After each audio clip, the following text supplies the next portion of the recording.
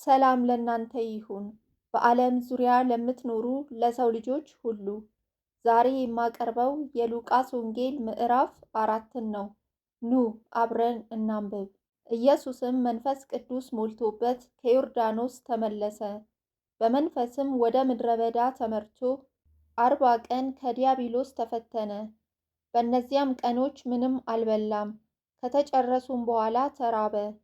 ዲያብሎስም የእግዚአብሔር ልጅ ከሆንክ ይህን ድንጋይ እንጀራ ሁን ብለህ እዘዝ አለው። ኢየሱስም ሰው በእግዚአብሔር ቃል ሁሉ እንጂ በእንጀራ ብቻ አይኖርም ተብሎ ተጽፏል ብሎ መለሰለት። ዲያብሎስም ረጅም ወደሆነ ተራራ አውጥቶ የዓለምን መንግስታት ሁሉ በቅጽበት አሳየው።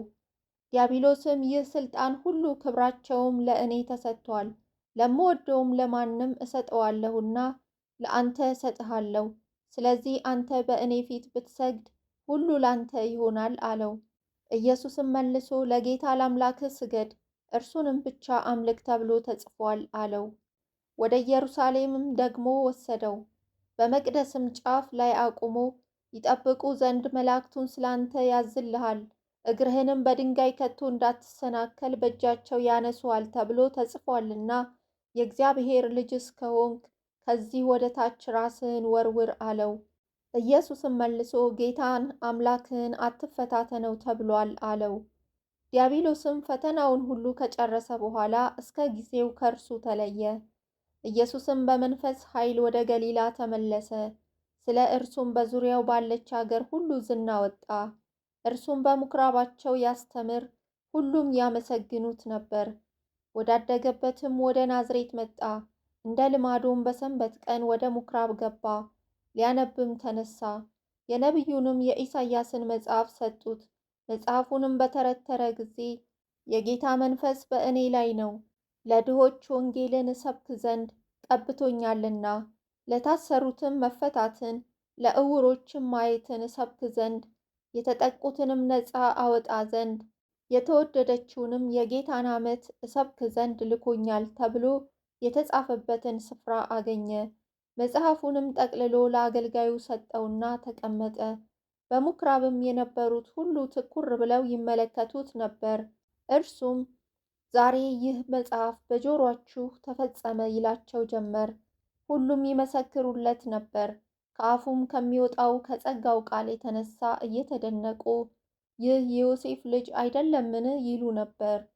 እርሱም ያለ ጥርጥር ይህን ምሳሌ ባለመድኃኒት ሆይ ራስህን ፈውስ፣ በቅፍርናሆም እንዳደረግከው የሰማነውን ሁሉ በዚህ በገዛ አገርህ ደግሞ አድርግ ትሉኛላችሁ አላቸው።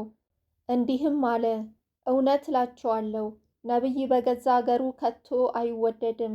ነገር ግን እውነት እላችኋለሁ በኤልያስ ዘመን 3 ዓመት ከ6 ወር ሰማይ ተዘግቶ ሳለ በምድር ሁሉ ብርቱ ራብ በነበረ ጊዜ በእስራኤል ብዙ መበለቶች ነበሩ።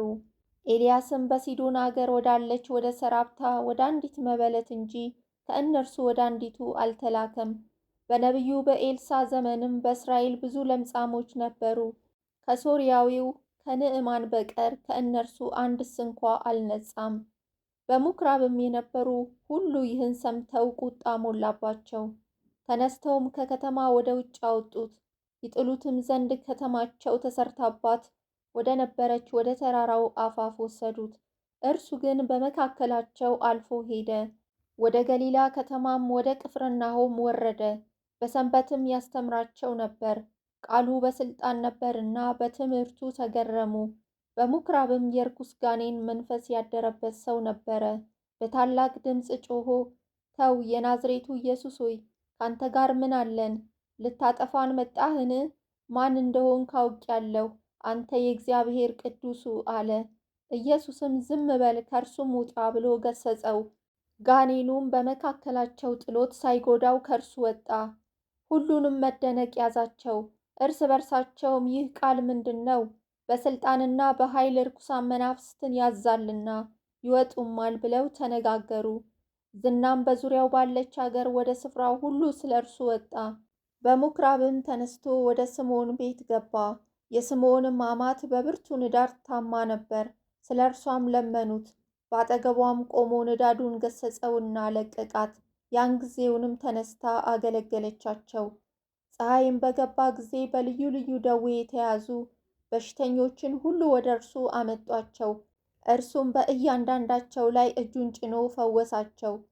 አጋንንትም ደግሞ አንተ ክርስቶስ የእግዚአብሔር ልጅ ነህ እያሉ እየጮኹም ከብዙዎች ይወጡ ነበር።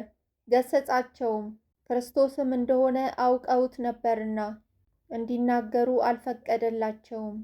በጸባም ጊዜ ወጥቶ ወደ ምድረ በዳ ሄደ።